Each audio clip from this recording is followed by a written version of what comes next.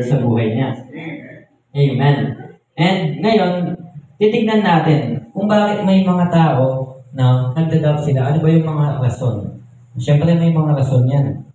Napakaraming rason kung bakit ang isang tao o mananampalataya na ay nakakaranas ng pag-aalinlangan. Hindi lang pala yung mga hindi mananampalataya, pati rin tayo pala, mananampalataya, nagdadoubt din tayo, nag-aalinlangan din tayo.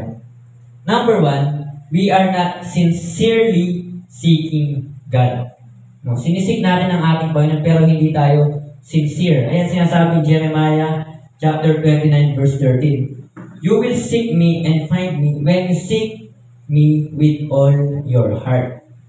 Sinabi doon, when you seek me with all your heart, ng buong puso, no, hindi half-hearted. Kaya kapag alam mo na para sa Diyos yan, kailangan buo ang puso mo na gawin mo yan.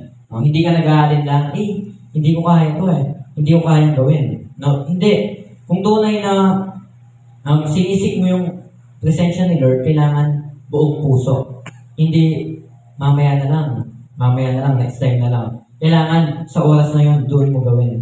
Sapagkat yun yung oras na pinili ni Lord. And pangalawang rason, we are not prepared. No, hindi tayo prepared.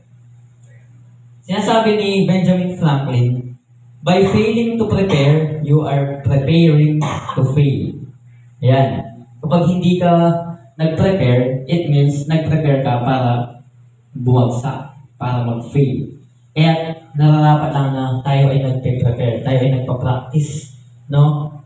Paano ba i-practice yung soul natin? Kailangan lagi mong finifeel ng salita ng Diyos para hindi ka mabigla. Kailangan handa ka kasi laging sinasabi ni Tatay Emelito, no? Dumarating ang magnanakaw hindi para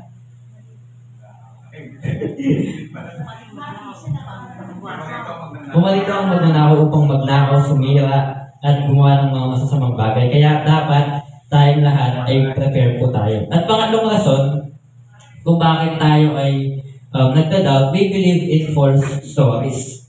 Ayan. Kapag sinabi ng kapwa, si ganito, ganyan siya. Lagi siyang gumaganto, lagi siyang gumaganyan. Ay, totoo din, sasabihin mo.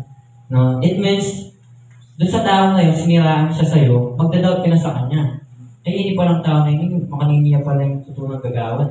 No, magkakaroon ka ng doubt. Pero, dapat, as a believer, hindi ka naniniwala sa kanila. Dapat naniniwala ka sa kanya mismo.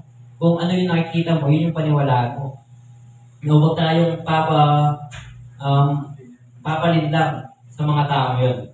And, ngayon, dito tayo sa topic natin.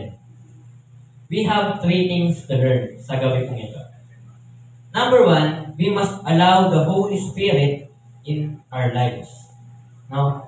Allow the Holy Spirit in your life. Kailangan, ang banal na Espiritu, yan yung